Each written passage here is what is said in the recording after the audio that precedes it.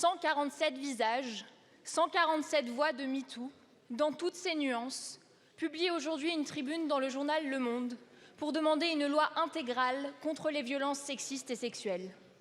C'est finalement ce que demandent depuis longtemps les associations féministes, et aujourd'hui le mouvement s'amplifie encore. Il est puissant, il nous dépasse, et il nous demande d'agir maintenant.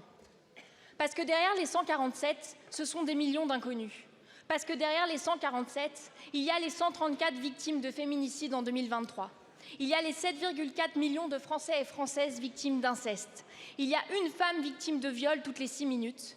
Il y a celle qui résiste face au harcèlement, à l'emprise, aux violences, à la domination et à l'impunité. Depuis 7 ans, tout change pour que rien ne change. Alors, Madame la Ministre, je sais que vous allez me lister les mesures mises en place au fil des années, les victoires arrachées par les féministes, les petits progrès qui indéniablement font avancer les choses. Mais depuis MeToo, on avance au coup par coup. On avance au fur et à mesure des coups médiatiques, alors qu'on devrait avancer face aux coups sous lesquels tombent nos mères, nos filles et nos sœurs. On dit que les femmes parlent, mais les femmes ont toujours parlé. On s'est juste décidé à bien vouloir les entendre. Les bulles du mouvement MeToo se rejoignent pour faire marée face à l'absence de réponse politique forte.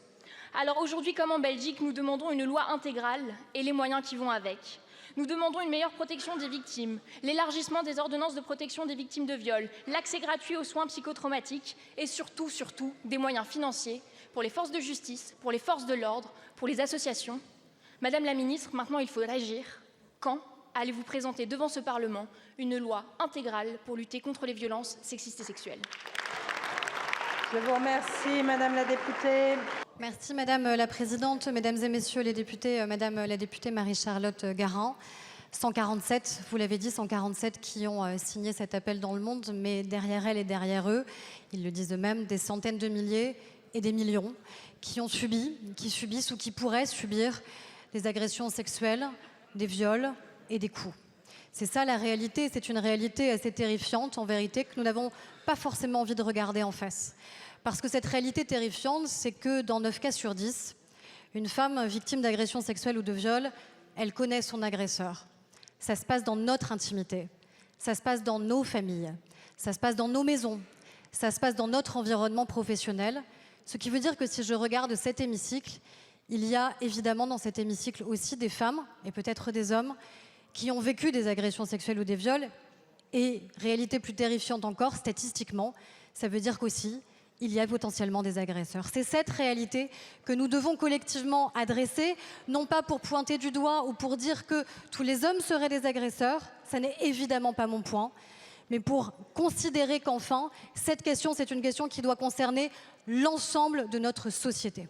Et parce qu'elle doit concerner l'ensemble de notre société, il y a ce que nous avons déjà fait, évidemment, sur l'allongement de la prescription, sur les cours criminelles départementales, sur le fait qu'on a des taux de condamnation aujourd'hui qui augmentent année après année, plus 30% de taux de condamnation pour viol depuis 2017, mais que ça ne suffit pas et que c'est la raison pour laquelle, notamment, cette réalité qui se joue dans notre intimité doit nous permettre d'appréhender en particulier la notion du consentement. C'est pour cela que nous devons changer notre code pénal, c'est pour cela que nous devons appréhender de manière globale ce que veut dire le consentement et l'appréhender dès le plus jeune âge, mieux le caractériser, pour mieux condamner, pour avoir des taux plus effectifs de condamnation. C'est l'engagement du président de la République qui l'a rappelé. Nous changerons, je l'espère ensemble, notre code pénal.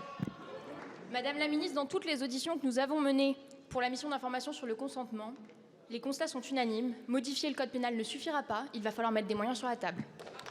Je vous remercie.